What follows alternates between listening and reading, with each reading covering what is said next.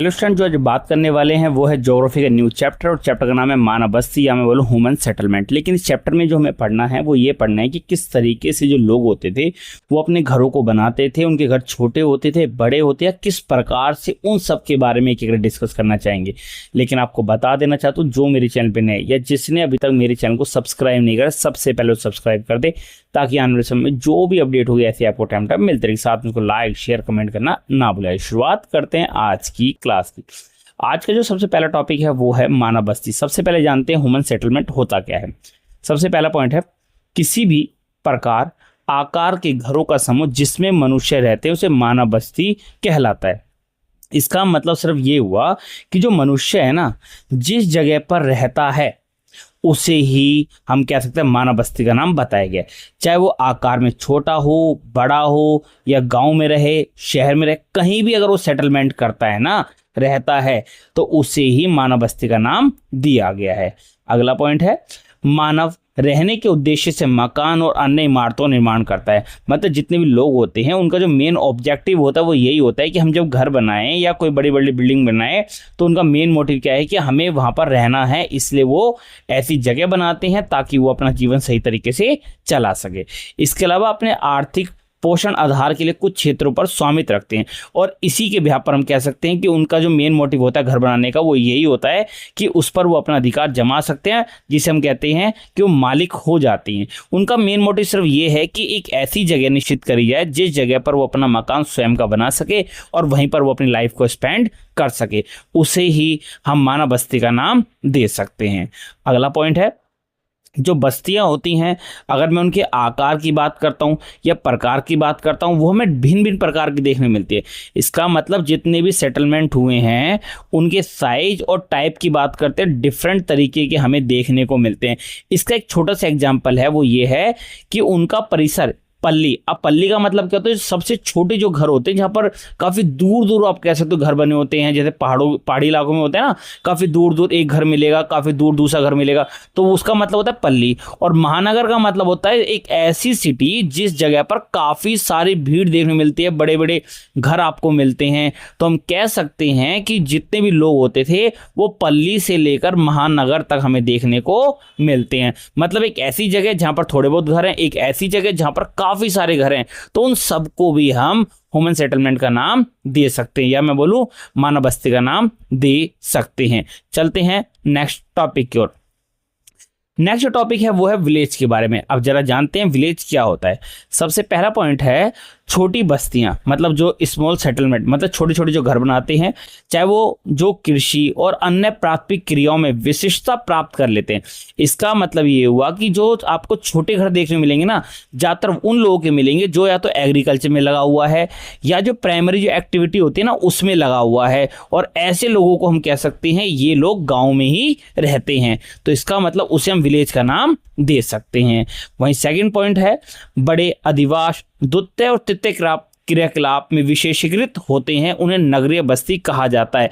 इसका मतलब large settlement का मतलब ये बताया गया है, जो लोग सेकेंडरी में, मतलब सेकेंडरी और थर्ड, इन तीनों एक्टिविटी में जो लोग लगे होते हैं उन्हें हम कह सकते हैं वो लोग अर्बन सेटलमेंट के होते हैं, यानी वो गांव में ना रहकर शहरों में रहते हैं। तो सिंपल एक ये चीज कह सकते हैं, जो लोग प्राइमरी एक्टिविटी में लगे होते हैं, प्राथमिक क्रियाओं में, वो गांव में रहते हैं, और जो सेकंड और थर्ड एक्टिविटी में लगे होते हैं वो लोग सिटी में रहते हैं। इस तरीके से विलेज और सिटी हमें अलग अलग देखने को मिल जाती है।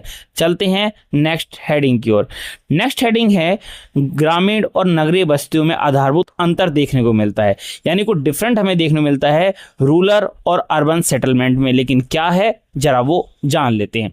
अगर मैं सबसे पहली बात करें तो रूरल सेटलमेंट की, ग्रामीण बस्तियों की, तो उसका सबसे पहला पॉइंट है, ग्रामीण बस्तियों में आर्थिक आवश्यकता की पूर्ति प्राथमिक क्रियाकलाप के द्वारा होती है। मतलब जो लोग गांव में रहते हैं उनका जो भी काम होता है वो सारा प्राइमरी एक्टिविटी होती है, और उससे ही उनकी जो इकोनॉमिक्स है, मतलब जो उनका पैसा कमाने का सोर्स है, वो प्राइमरी एक्टिविटी होती है, क्योंकि वहां पर जो लोग होते हैं वो अदर एक्टिविटी में इन्वॉल्व नहीं होते। और ऐसे में ग्रामीण बस्तियों में रहने वाले लोग कृषि, पशुपालन, मछली पकड़ना, शिकार करना और संग्रहण मतलब होता है चीजों को कलेक्ट करना, ये सारे कामों में लगे होते हैं, कोई और अदर एक्टिविटी ये लोग नहीं करते, क्योंकि ये लोग कहाँ पर रहते हैं, गांव में रहते हैं। इसके अलावा ग्रामीण लोग कम गतिशील होते हैं। इसका मतलब ये हुआ कि वो अपने आप को किसी अदर एक्टिविटी में इन्वॉल्व नहीं कर पाते, और नहीं करने का रीजन सिर्फ एक ये है कि उनके पास रिसोर्सेज कम होते हैं, या फिर वो इकोनॉमिकल तरीके से ज़्यादा बेटर हमें देखने को नहीं मिलते। इसके साथ साथ इनमें सामाजिक संबंध घनिष्ठ होते हैं। इसका मतलब जो सोशल रिलेशन होता है वो काफ़ी क्लोज होता है। क्यों? क्योंकि वो गांव में रहकर अपने आप को खुशी महसूस कर पाते हैं, और गांव की जो एक्टिविटी होती है वो उसी में इन्वॉल्व होते हैं। मतलब बाहर की एक्टिविटी उनको ज़्यादा अच्छी नज़र नहीं आती, और इस वजह से कह सकते हैं ग्रामीण बस्ती में अच्छी शिक्षा, उच्च स्वास्थ्य सुविधा और बड़े बाजार हमें उपलब्ध देखने को नहीं मिलते, बल्कि वो जिस जगह पर रहते हैं उस जगह पर ही अपने आप को सेटिस्फाई कर लेते हैं। चाहे वहाँ पर अच्छी एजुकेशन हो या ना हो, चाहे वहाँ पर हेल्थ के रिगार्डिंग चीज़ हो या ना हो, या अच्छी मार्केट हो या ना हो, लेकिन उनका मेन मोटिव है कि हमें उसी एक्टिविटी में लगे रहना है, इसलिए इनको रूरल सेटलमेंट का नाम दिया जाता है। इसके अलावा अगर बात करें अगले पॉइंट की, ग्रामीण बस्तियों के लोगों के पास कम सुविधाएं उपलब्ध होती हैं, यानी अगर मैं फैसिलिटी की बात करता हूं तो वो भी काफ़ी कम हमें देखने को मिलती है। इसका मतलब फ्यू एक्टिविटीज़ इनके पास होती है, जिससे इनका डेवलप थोड़ा बहुत ही देखने को हमें मिलता है। लेकिन वहीं अगर मैं अर्बन सेटलमेंट की बात करता हूँ, नगरों की बात करता हूँ, तो ये जो लोग होते हैं ये प्राइमरी से थोड़े ऊपर होते हैं। क्यों? क्योंकि ये ज़्यादातर सेकेंडरी और थर्ड सेक्टर की जो एक्टिविटी होती है उनमें लगे रहते हैं, और उससे ही जो इनकी इकोनॉमिकल एक्टिविटी है, इकोनॉमिकल जो नीड्स होती हैं वो फुलफिल हो पाती हैं। क्योंकि ज़्यादातर अगर मैं बात करता हूँ सेकेंडरी का मतलब ये होता है कि ये लोग किस में लगे होते हैं, इंडस्ट्री में लगे होते हैं। वहीं अगर थर्ड की बात करता हूँ, ये इसका मतलब होता है ये लोग सर्विस में लगे होते हैं। जैसे आपने देखा ऑनलाइन सर्विसेज आज चल रही है, अमेजॉन, फ्लिपकार्ट एग्जाम्पल ले सकते हो। हम ऑनलाइन चीज़ें बुकिंग करते हैं, हमारे घर पे चीज़ वो आती है, तो वो थर्ड एक्टिविटी में इन्वॉल्व की जाती हैं। तो आप कह सकते हो कि जो सिटी के लोग हैं वो सेकेंडरी और थर्ड सेक्टर में हमें ज़्यादा देखने को मिलते हैं। वहीं अगला पॉइंट है, नगरीय बस्तियों में रहने वाले लोग मुख्यतः विनिर्माण मतलब होता है मैन्युफैक्चरिंग, व्यापार मतलब होता है ट्रेड, सेवा मतलब आपको पता लग गया वो है सर्विस सेक्टर, यानी इन सेक्टरों पर ये लोग डिपेंड होते हैं। इसके अलावा अगला पॉइंट है, नगरीय क्षेत्रों में जीवन का ढंग जटिल और तीव्र होता है, लेकिन जो लोग सिटी में रहते हैं ना, वहाँ पर जो लाइफ होती है वो कॉम्प्लेक्स होते हैं, काफ़ी जटिल देखने मिलती है, और काफ़ी तेज़ी के साथ वहाँ पर काम होता है। क्यों? क्योंकि वहाँ पर जो लोग होते हैं उनकी डिमांड भी ज़्यादा होती है, मैन्युफैक्चरिंग भी ज़्यादा की जाती है, और काफ़ी जल्दी वहाँ पर काम करना पड़ता है। लेकिन यहाँ पर जो सामाजिक संबंध होते हैं वो औपचारिक देखने को मिलते हैं, मतलब फॉर्मल हमें रिलेशनशिप देखने को मिलते हैं, बट विलेज जैसे बहुत कम देखने को मिलते हैं। लेकिन वहीं अगर मैं यहाँ पर फैसिलिटी की बात करता हूँ तो यहाँ पर आप कह सकते हो एजुकेशन काफ़ी अच्छी होती है, जो हेल्थ फैकल्टी होती है वो भी काफ़ी अच्छी होती है, और लार्ज मार्केट आपको देखने को मिल जाती है सिटी में। इसके अलावा यहाँ के लोगों के पास काफ़ी सारी हम कह सकते हैं फैसिलिटी देखने को मिलती है, जिसकी वजह से इनका डेवलप हमें ज़्यादा बेटर नज़र आता है अकॉर्डिंग टू विलेज के। तो इस तरीके से आप कह सकते हो अर्बन सिटी और यहाँ पर जो रूरल एरिया में जो लोग रहते हैं उनके बीच में डिफरेंस हमें देखने को मिलता है। चलते हैं नेक्स्ट टॉपिक, और नेक्स्ट टॉपिक है ग्रामीण बस्तियों के प्रकार। मतलब जो यहाँ पर हमें रूरल सेटलमेंट है उसके कुछ टाइप हमें देखने मिलते हैं। वो टाइप क्या है, सबसे पहले को जानते हैं। सबसे पहला जो है वो है गुच्छित। अब इस वर्ड का जरा मतलब समझना, जिस तरीके से लोग एक जगह पर काफ़ी सारी भीड़ हमें देखने मिल जाती है ना, जहाँ पर काफ़ी सारी हम कह सकते हैं गांव के लोग इकट्ठे एक साथ रहते हैं और उसी जगह पर एक्टिविटी वगैरह भी करते हैं, लेकिन किस तरीके से जरा वो जानते हैं। सबसे पहला पॉइंट है, गुच्छित जो बस्तियां होती हैं, यहाँ पर जो घर होते हैं संकुलित रूप से निर्मित होते हैं। इसका मतलब कह सकते हैं जितने भी घर होते हैं वो एक ही जगह हमें देखने को मिल जाते हैं। लेकिन इस प्रकार के गांव में रहने से एक बात स्पष्ट होती है कि चारों ओर खेत होते हैं, खलिहान होते हैं, चरगाह से अलग होते हैं। इसका मतलब ये हुआ कि जहां पर इनके घर हैं एक जगह तो इनके घर मिलेंगे, लेकिन जो इनके खेत हैं, ठीक है, और जिस जगह पर इनको अपने जानवरों को पालने वाले का काम जो करते हैं वो गांव से थोड़ा अलग करते हैं, मतलब छटा हुआ होगा लेकिन थोड़ा अलग होगा। तो एक तरीके से ये काफी झुंड बनाकर ये लोग रहते हैं। इसके अलावा संकुलित क्षेत्र इनकी गलियां कुछ ज्योति में आकृति प्रस्तुत करते हैं, जैसे आयताकार, आर्य और रेखिक।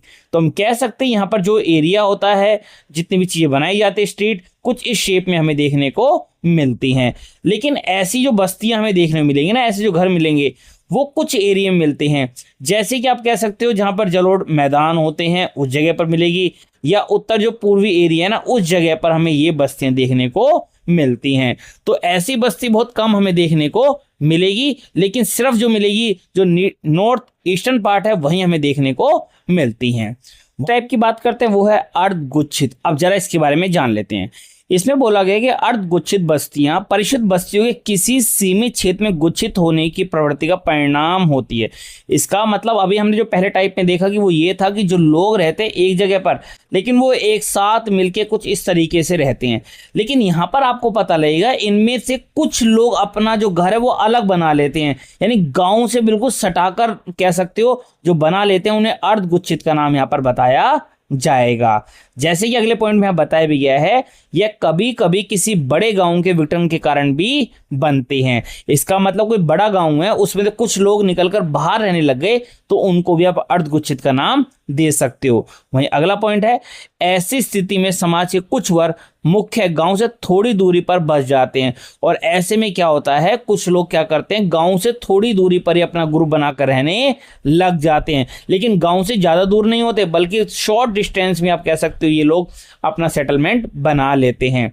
अक्सर जमींदार और प्रमुख समुदाय गांव के केंद्र में रहते हैं, लेकिन जो गांव के सेंटर की बात करते हैं वहां पर दो लोग रहते हैं, जमींदार लोग कह सकते हो या कोई ऐसी कमोडिटी जिसका दबदबा है समाज में वो सेंटर में रहते हैं, या मैं बोलूं जो बैकवर्ड एरिया से बिलोंग करते हैं उनको आउटर एरिया में भेज दिया जाता है, मतलब गांव के बाहर उनको रहने दिया जाता है। इस तरीके से आप यहां पर कह सकते हो इन्हें अर्धगुच्छित का नाम दिया गया है। लेकिन ऐसे एरिया हमें ज्यादातर कहां मिलेंगे, गुजरात के मैदानों में या राजस्थान के कुछ भाग में हमें देखने को मिलती है ऐसी सेटलमेंट। चलते हैं नेक्स्ट टाइप पर।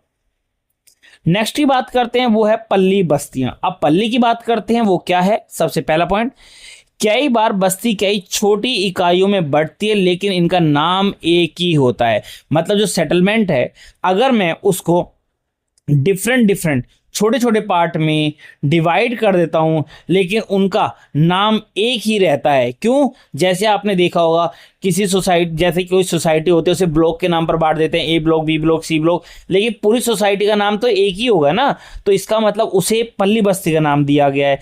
लेकिन जो आपने पार्ट में डिवाइड करा ना ए बी सी डी, तो यहाँ पर उसे नाम दिया गया अलग अलग।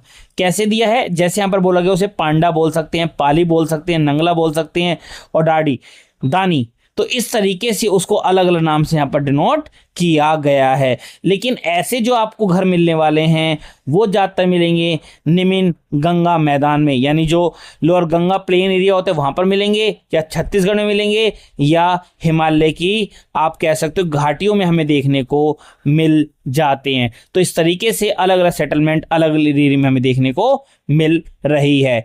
वही नेक्स्ट टाइप की बात करते हैं वो है परिशुद्ध बस्तियां। अगर हम इनकी बात करते हैं तो इसमें बोला गया है भारत में परिशुद्ध बस्ती सुदूर जंगल या पहाड़ियों में एकांकी घरों के रूप में रहती है। इसका मतलब देखा होगा जो लोग, कुछ लोग जंगलों में रहते हैं या पहाड़ों में बस अकेले रहते हैं, वहां पर कोई और वहां पर नहीं रहता, लेकिन ये लोग अपने खेत और चरगाहों के पास स्थित होते हैं। इसका मतलब इनके घर के आसपास से आपको खेत मिल जाएंगे, और अगर ये जानवरों को पालते हैं तो उनको खिलाने पिलाने चीज होगी वो उनके घर के पास मिल जाएगी। इसका मतलब गाँव के कोई और मेंबर आपको देखने को नहीं मिलेंगे। ऐसे लोगों को परिशुद्ध बस्तियां का नाम दिया गया है। लेकिन ऐसे घर आपको मिलेंगे कहां पर? मेघालय में मिलेंगे, उत्तराखंड में, हिमाचल प्रदेश और केरल में ऐसे घर आपको देखने को मिल जाते हैं। तो इस तरीके से आप कह सकते हो ये सेटलमेंट हमें देखने को यहाँ पर मिलती हैं। तो ये थे इसके सारे टाइप जो आपने की करके यहाँ पर जाने हैं। चलते हैं नेक्स्ट हेडिंग की ओर। नेक्स्ट हेडिंग की बात करें वो है नगरीय बस्तियां, मतलब अर्बन सेटलमेंट। अब ये क्या है जरा ये जानते हैं। अगर मैं नगरीय बस्ती या ग्रामीण बस्तियों के विपरीत नगरीय बस्ती सामान्यतः विशाल आकार की होती हैं। इसका मतलब ये हुआ कि अगर हम बात करते हैं जो अर्बन सेटलमेंट है उसके बिल्कुल अपोजिट आपको देखने मिलेगी वो है ग्रामीण बस्तियां। तो हम कह सकते हैं जो लोग गांव में रहते हैं और जो शहरों में रहते हैं उन दोनों की जो सेटलमेंट है वो हमें डिफरेंट देखने को मिलती है। लेकिन ये बस्तियां अनेक प्रकार की कृषि, आर्थिक, प्रशासनिक कार्यों में लगी होती है। इसका मतलब जो लोग सिटी में रहते हैं वो नॉन एग्रीकल्चर मतलब एग्रीकल्चर के अलावा काम करते हैं, इकोनॉमिकल काम करते हैं, या फिर एडमिन जो एक्टिविटी होती है वो यानी ऑफिशियल जो एक्टिविटी होती है उनमें ज़्यादातर ये लोग लगे होते हैं। लेकिन अपने नगर के चारों ओर के क्षेत्र से कार्यात्मक रूप से जुड़े होते हैं। इसका मतलब जिस जगह पर ये रहते हैं उसके आसपास जो भी एक्टिविटी होती है ना उनमें से किसी ना किसी एक्टिविटी में ये लोग जुड़े होते हैं। कौन? अर्बन के लोग मतलब शहर के लोग। इसका मतलब जहां पर शहर के लोग रहते हैं उसके आसपास जो भी एक्टिविटी होती है उनकी कोशिश होती है उनमें जुड़ना और अपना जो काम करना है उसको प्रॉपर तरीके से चलाना।